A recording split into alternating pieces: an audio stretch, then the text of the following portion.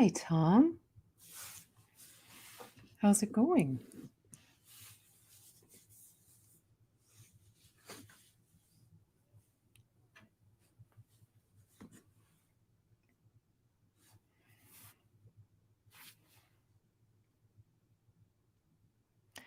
If you're joining us, please feel free to say hi in the chat. I'm going to wait a minute or so, or a couple minutes, to let everybody join in before we get started. Hey, KS.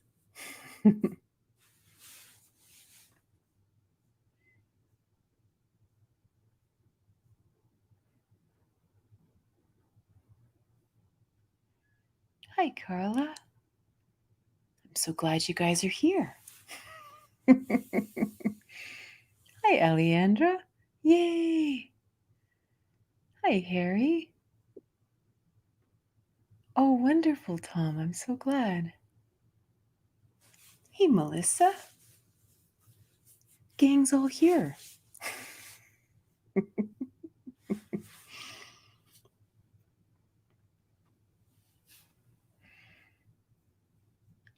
Hi, Grace. It's really fun to be over here on YouTube and get to talk about intimacy again. It's kind of fun.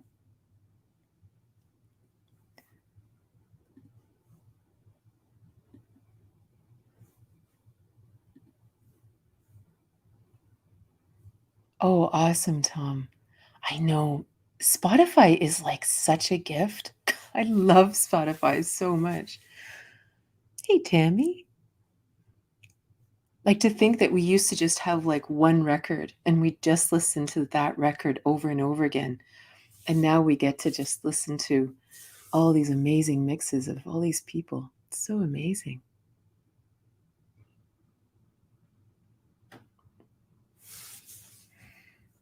Hey, Harry.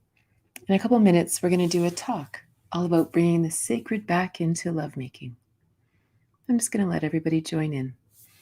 Maybe one more minute, and then we will get started. It's kind of interesting because I'm using, because I know you guys want to know this. I'm using this technology that allows us to be streaming live on Facebook and on YouTube. So some of you guys may not be able to see each other's comments. So if I seem to be talking to people in the chat that you can't see, they really are there. They're just in a different platform. Oh, I know, the rabbit holes on Spotify are epic. They're so much fun. I love it. All right. We will get started.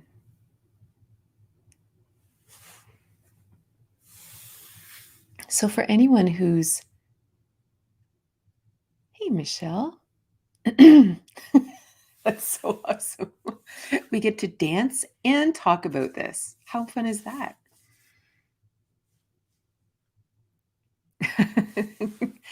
Yeah, that's why you couldn't see Harry. He's in another room. Your family thinks you're crazy. That's awesome. Okay, so what we're going to do is I am going to take my glasses off, as always, and we're going to do the talk. And then at the end, I will put my glasses back on, and I'm more than happy to answer any questions or comments, and we can have a discussion after the talk. Awesome. All right.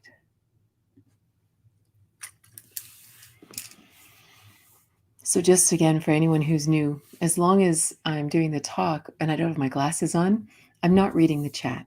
So feel free to chat amongst yourselves, but if I don't answer your question, it's because the chat isn't even on my screen until it's time for our discussion.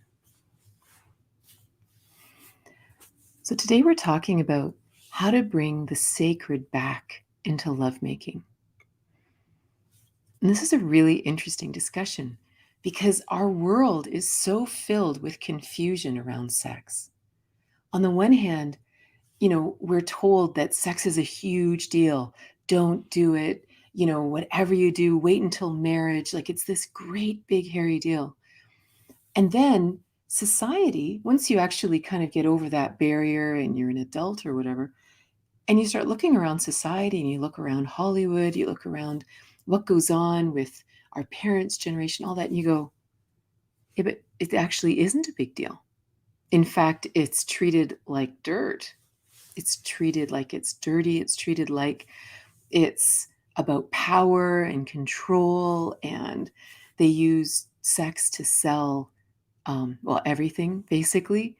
So you're kind of like, so why is this such a big deal? Like, I don't understand. And I remember even myself, when I was young, I didn't have sex for quite a while. And then when I finally did, it was just a boyfriend in university. Afterwards, I kind of went, what are they talking about? Why are they making it into this great big deal? And at the same time, in my heart of hearts, I knew it was a big deal. I knew that there were supposed to be fireworks and amazing, and I was supposed to be a changed person after this. I knew this in my soul, even though I'd never seen any example of this anywhere. I mean, my parents couldn't talk about it. Their friends couldn't talk about it. My friends didn't know any more than I did or what they read in Cosmopolitan. And Hollywood certainly didn't tell us anything. And even if we listened to sort of sex shows, when I was a teenager, there was this great show called Sex with Sue or something like that. And it was Sue Johansson was this great sex therapist, and she used to have these great shows on the radio. But again, it was just about the mechanics of sex. It wasn't teaching us how to have fireworks and intimacy and true connection or anything like that. But deep inside, I knew that we were missing something.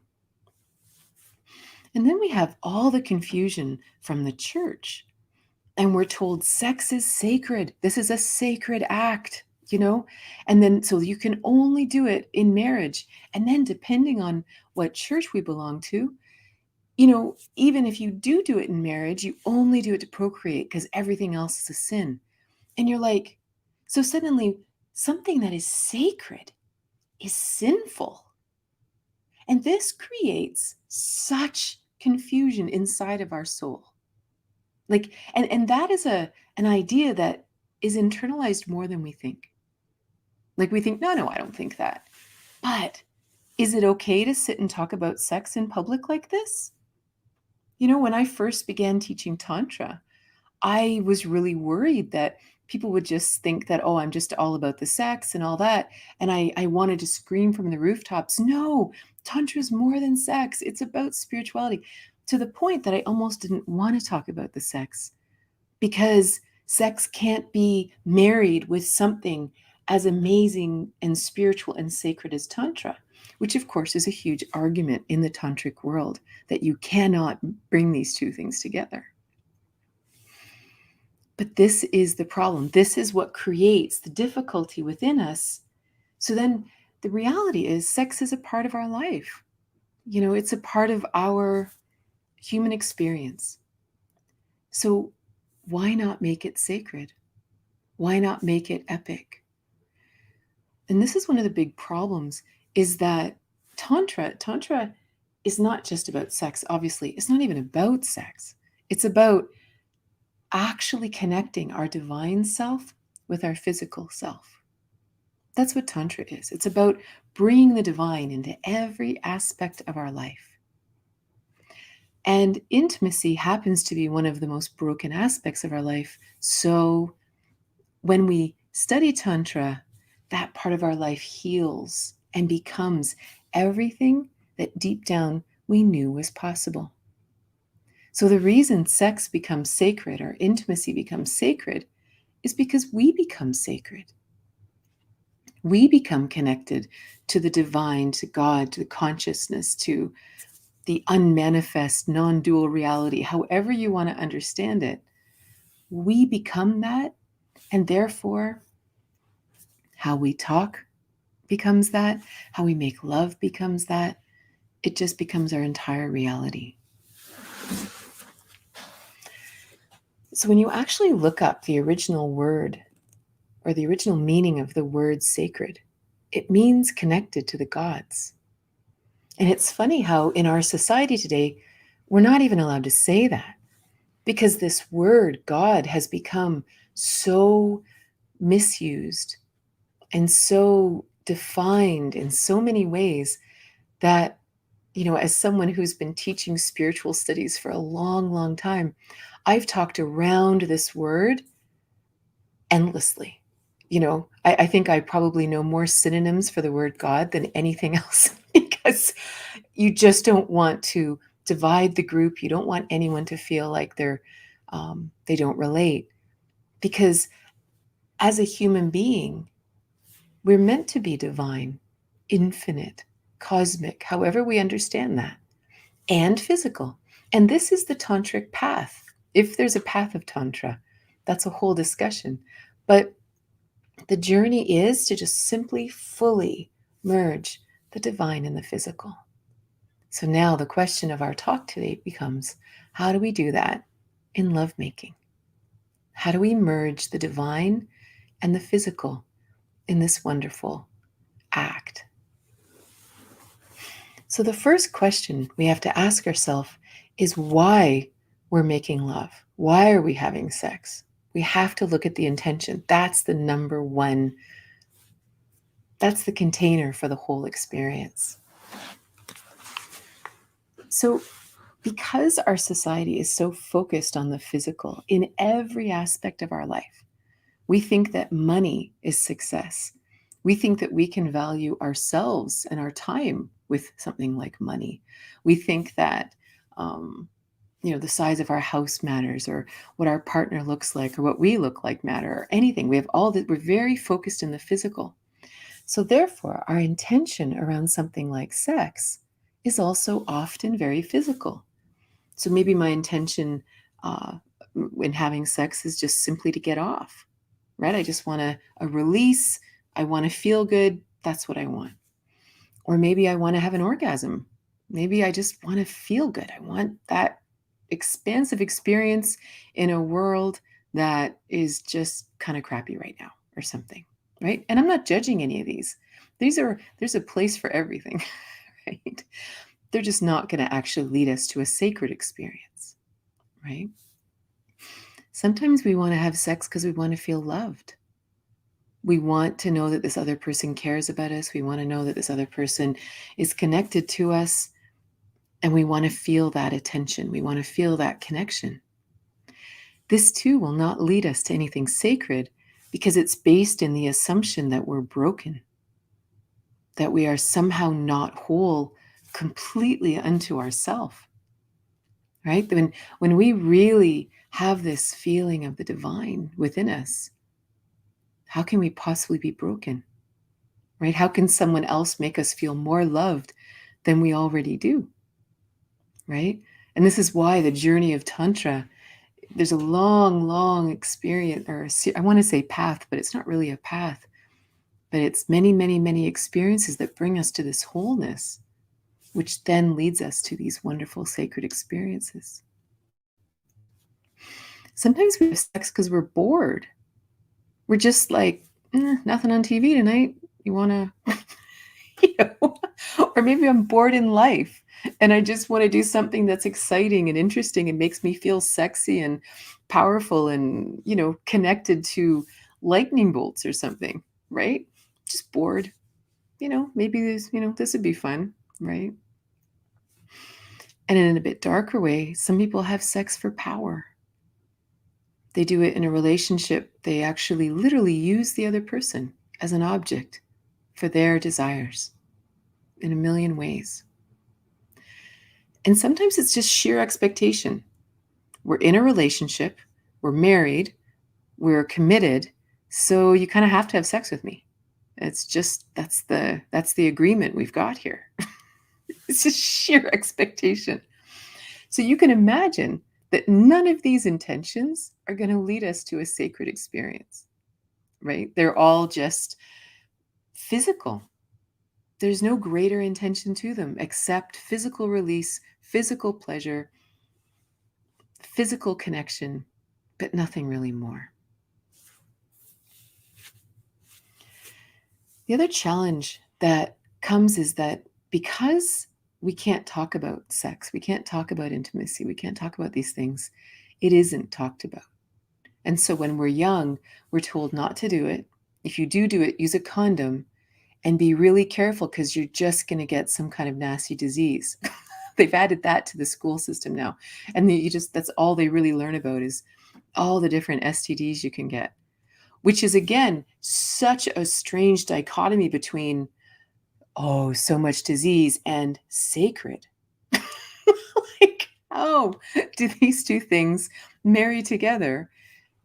And we expect our teenagers to ever have anything close to something like sacred intimacy, you know? So what happens is because we're not taught anything, we default to kind of a procreative model of sex, where the whole goal is everything we've just said, getting off, having an orgasm, feeling pleasure, all these things. But it's just procreative, which is awesome. And we're going to talk about a bit more about that later. And this doesn't matter what our gender is, what our orientation is. It's the same thing. It's rub the bodies together, create pleasure, and hopefully both people have an orgasm. It's just a model of procreation, whether or not we want to have babies or not, or whether we're male and female or something, it's irrelevant. But all of these things just lead to a physical experience. It's kind of like a great game of racquetball or something, right? So the first thing we have to know is what our intention is. Imagine our intention is something completely different. Imagine that we know that we are divine. We know that we are fully divine, fully physical. Even if we haven't embodied it yet, maybe it's just something that we sense, or we know, or we read it, or someone taught it, and we said, yeah, I believe that.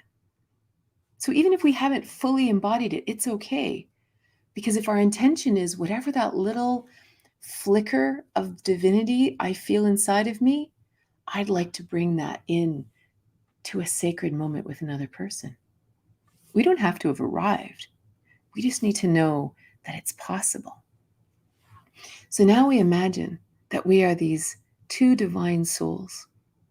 And maybe our intention is to see what happens when these two divine souls merge, right? And we use the bodies through touch to create a magnetic connection, to join our electrical bodies together, to actually have this incredible experience together that is actually bringing all of our beings together, not just our physical, but every aspect, our energetic selves, our electrical selves, our cosmic selves, everything. And we bring it all together. And that sounds very complicated, but it all just stems from the intention. When we simply say, I want to bring it all together, no matter how much study or learning you've ever done, you'll just slow down. You'll pay more attention. You'll notice nuances. You'll notice subtleties in the other person.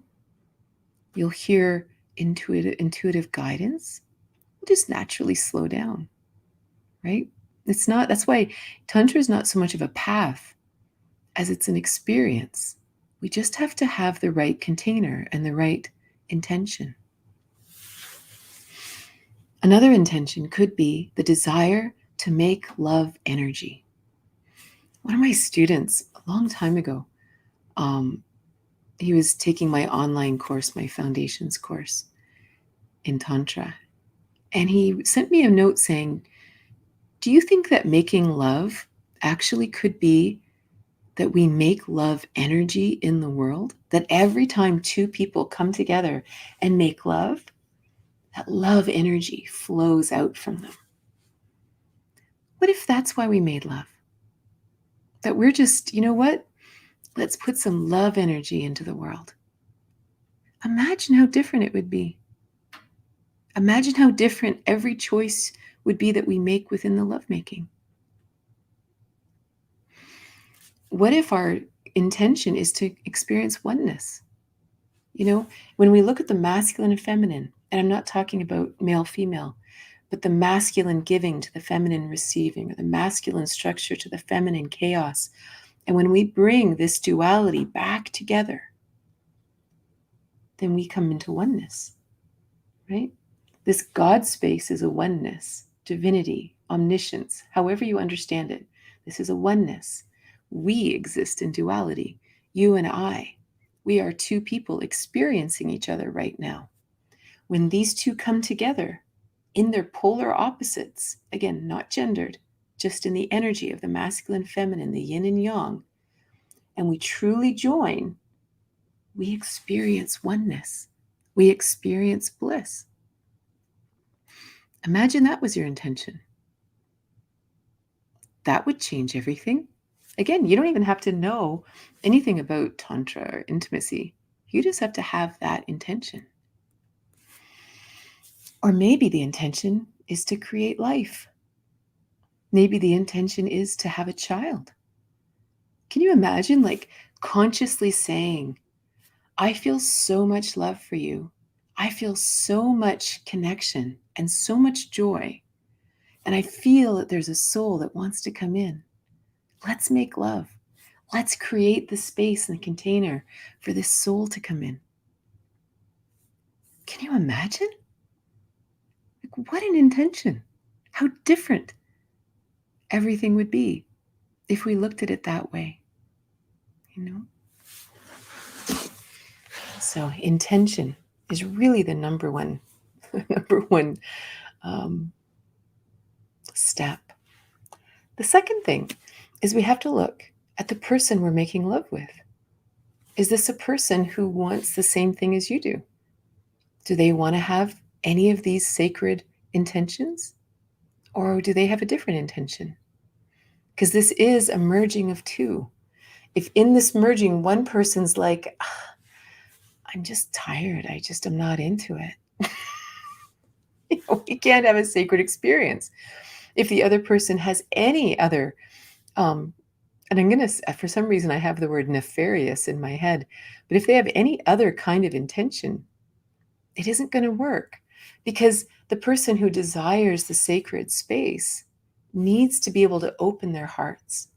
And the other person needs to want to open their hearts. And it's in that vulnerability that all the magic happens.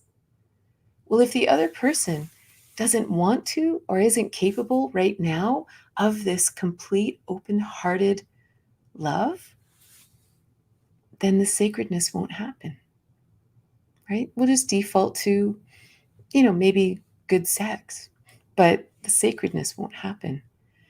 And this is really important because oftentimes, because we have this pattern that we have to, we kind of have to love the one we're with, right? Now I have that song in my head, but that's what we have to do no matter what. So then the question becomes, well, what if my partner doesn't want it? Or what if they're not interested? Well, this is a function of the relationship. It isn't something that one person can just do, because then it really becomes something of just simply having a sacred experience on our own. Maybe that's not what you're going to have with that person, because it is the merging of two sides. The third thing is to be able to make love in a way that you are actually open to infinity. Can you imagine? Right? So, because what we're doing is we're bringing in the divine, and the divine, infinite, eternal, like there's no actual words for it, but whatever that is, we're bringing that in to this very interesting lovemaking. Well, that means we have to be open to it. If we come in with any kind of expectation that I want to have an orgasm, or I want the other person to have an orgasm, or I want this to happen, or I want that to happen, or I want to try this out, we're bringing our physical limitations into an experience, and then all of our intention will now just to be to meet that goal. And it's like, we're swimming in this ocean of possibilities, But we've come in with an agenda, and here's what's going to happen. Sacred ritual, sacred experiences are always in full surrender, full trust, because we're opening ourselves to something different. We're opening ourselves to the universe, to the divine without, the divine within, however you see it. So we have to go in without expectation. And it's more fun than you think, right? Like you think, well, how would we know what to do? But that's the joy. It becomes an exploration. It becomes like slowing down your whole being and kind of listening within. Like we study spirituality, we study meditation, we study prayer, we repeat mantras, we do all these things to clear our minds. This is where we get to apply it. This is where spirituality becomes real, you know? So then you slow way down, you actually gaze into the eyes of this other person and you ask, what's next? Maybe you have a vision of something or an idea and you flow into it and you just flow together in this entirely different space. There are no rules. There are no tricks. There are no techniques. Techniques all belong in the physical world, in the limited world. They don't belong in infinity. There's no such thing. You know, it is literally an eternal expansion, which is kind of why the old tantrics and stuff always had a funny look on their face, because they knew that they're playing in infinity. There's nothing limited about this world. The fourth thing that we really need to have is love. And I don't mean the kind of love we're told, you know, that, I'm in this relationship and we are in love and we are committed and da, da, da, da, da. Not that. Like a genuine love for this other human being, genuine connection, genuine. When you look into their eyes, you see their soul, you see their sparkle, you see the divinity within them, and your heart just opens to this other person, that you genuinely have love. This is very important. And it doesn't have to be a committed relationship or anything like that. It can just simply be the beautiful connection between two souls. But we have to have that. Like love literally is how human beings connect. So we could have all the intentions in the world of, I want us to merge together and experience oneness and all that. But if I don't feel love for the person with me, how magnetically connected can we possibly be? Because that's what happens, right? These two sides come together and a magnetism is created. And then maybe you touch and this magnetism is increased, right? The toucher and the touchy and all these kind of things. And the magnetism draws your energies together. And that's what pulls you into oneness. So if there's no magnetism, there's no love, there's no connection, the magic isn't going to happen. And the last thing, just to mention about that, is to have a lightness about it, to have a playfulness about it. And this doesn't mean silly. I don't mean, jumping around and being silly and making funny sounds. I mean to be light about it, ease, to know that we're all just playing here and we're just exploring and we're just seeing what's out there. And if something comes up, because we are humans, we've all got stuff. We've got little funny triggers that we thought we'd healed. And all of a sudden we come into this beautiful, safe space and suddenly something is said or something happens or someone moves a certain way and something comes up inside of us. And all of a sudden our brain has time traveled to another time that was not so joyful. And this has come up. And perhaps there's tears or other emotions. And everybody flows together and then you just hold each other, right? Sacred intimacy is not just about having sex. It's a sacred connection. It's a sacred love. And again, without putting any kind of construct on that, like a sacred love that survives all things and lives till you die, like not all that stuff. A sacred love between two divine beings. And so the playfulness and the lightness allows all things to flow. There's no walls up, there's no rules, there's no nothing. It's anything goes, and I'm truly really good with it.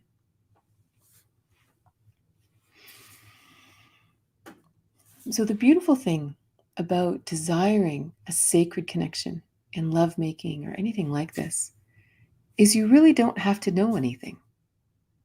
We can study Tantra, we can read books, we can do all kinds of great things. But you could have a sacred lovemaking experience simply being in a room with someone and you were both filled with gratitude. That's it. Like to fill your heart with gratitude for this other person, to think, wow, like you're in my life and you'll open yourself with me. I am so incredibly thankful. And then you do this beautiful, gentle dance together, right? You don't have to have tricks and anything else.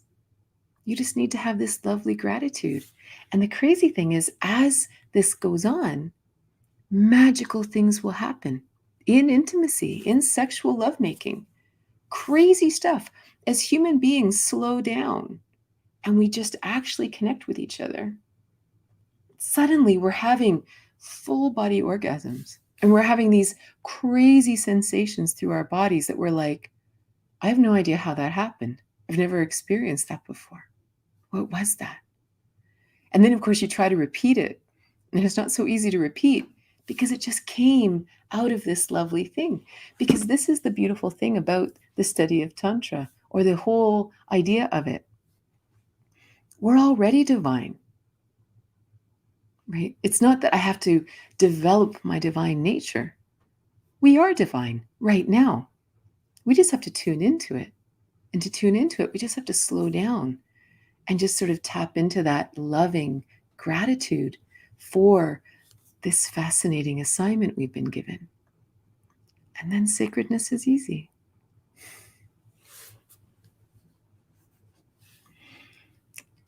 I'm going to put my glasses on. So if anybody has any questions or comments, I would love to hear. Hey, Natalie.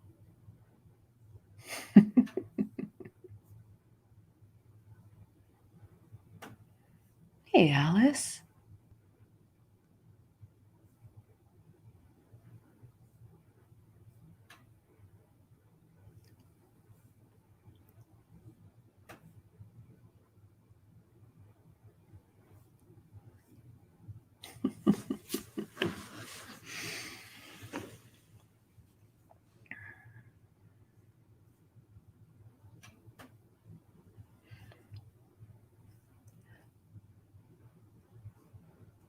Oh, wait a moment.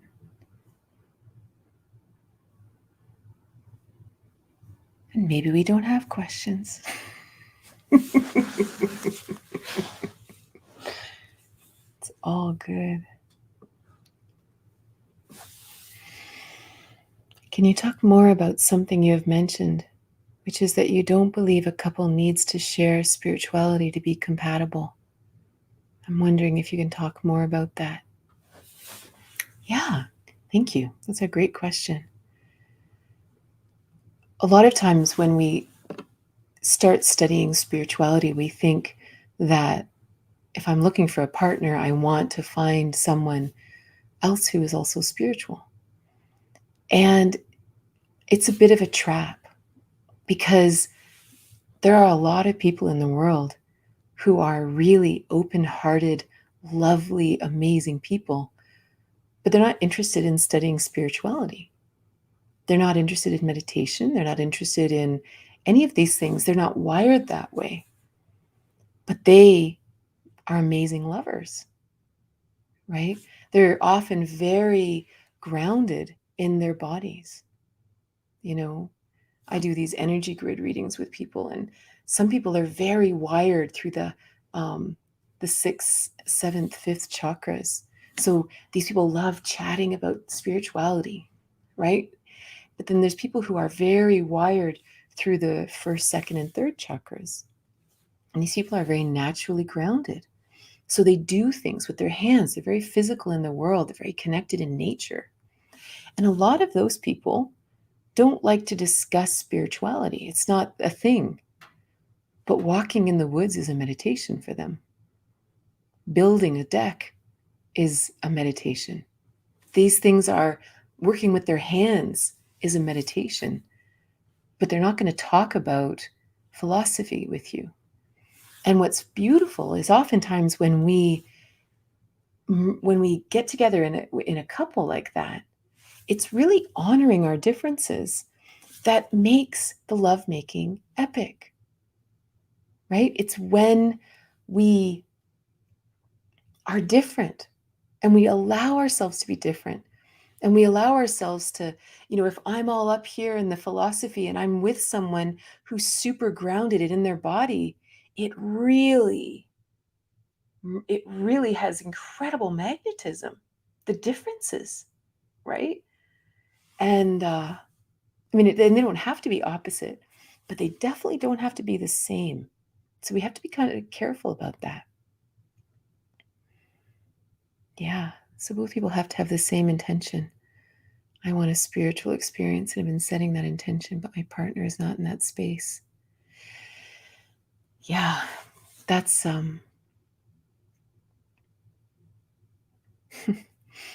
it is a great challenge. But what is also true is that we are always shifting and changing. Everybody, even whether we study spirituality, we want a spiritual experience, everybody is always shifting. And when we make love with someone, we do affect each other. We're not islands. Like, we would have to be extremely cold to not be affected by someone we make love with or have sex with, or however we want to say it. So what's really interesting is when you have the intention to have a spiritual experience. So what does that mean? Like, if we take the words away from having a spiritual experience, like, what are we really saying? I want to feel amazing love for this person. I want to feel my divine self flowing in this experience. So maybe you shift and all you do is gaze into their eyes a little bit more. Maybe you just touch them a little bit lighter. Maybe we just slow down for a moment.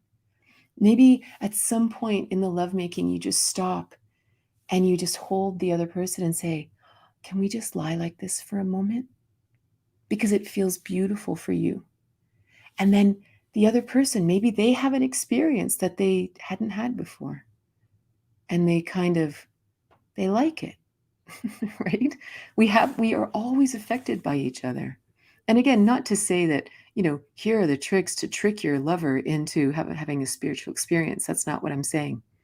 Well, I might be saying that. But do you know what I mean? There's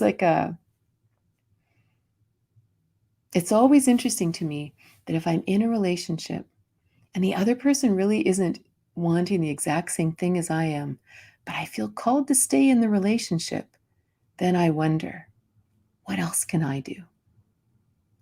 Right?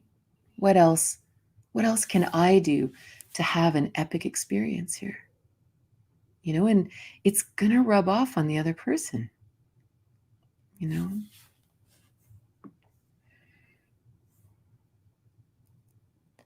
The hardest thing is getting your partner to understand this, to release their constructs when they don't think they have any. Yeah. Yeah, it's again, like, it's so interesting when we really imagine what our intention is for lovemaking. And there's something really powerful about just looking at this other person and finding other things to love about them. Maybe they're full of constructs and full of intention and full of whatever. So we get bigger. I had a great teacher once, and she used to say, when things get hard, whatever you do, don't contract, expand. And maybe we can find other things that we just find so entertaining about this other person. And we think about how much we love that about them. Like crazy things happen when we're making love. Like you can just suddenly think of one thing about this other person or one thing they once said that is so fun and so joyful. And that energy comes into the lovemaking because you've thought of it, and then something crazy happens. Like sometimes the worst thing we can do is believe that it'll always be the same. And even for all of us here, like everybody that's live here, we're all on this spiritual journey. Like we're all really playing in this world, and we are changing. Like we are morphing. Our energy fields are morphing. Our physical bodies are morphing. Everything's morphing. So anyone that comes in contact with us, they're going to shift a little. They don't have a choice.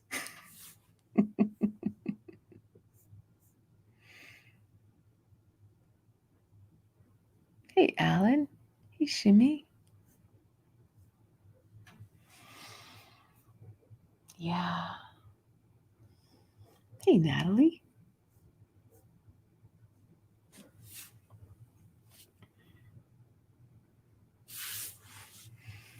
Well, this has been great. For anyone watching this later. Oh, hey. Hey, Shays. For anyone watching this now or later, I'm going to play with the banners here. And on my website here, I have all of my online courses in Tantra and my books. This is my book, Tantric Intimacy, which I wrote after I'd been teaching for some time and people really wanted to understand how this all worked together. And this is my foundations course in Tantric Intimacy that you can totally do at your own pace. And there's a couples version and one for individuals. My situation is complicated by health issues, and he has just walked away from all intimacy. Yeah, that's hard. That's where our current relationship and marriage structure fails us in this department, for sure. Yeah. Well, thank you guys so much for being here. Thank you for joining me. And we're going to be doing these talks every Wednesday. I'm taking the Wednesday off between Christmas and New Year's, but we're going to do these every Wednesday. So feel free in the comments section, if you ever have any ideas for an upcoming talk, I'd be more than happy to do it. I love speaking to ideas that people have. Makes it very real. Listening to your talks about Tantra gives me permission to feel more sexual. Right? I'm so glad. It's been so demonized within us. Oh, hey, Jellikai. AKA. Oh, that's awesome. Oh, wonderful. Well, thank you guys so much. I hope you have a wonderful day or a wonderful evening wherever you are in the world. And we'll see you soon.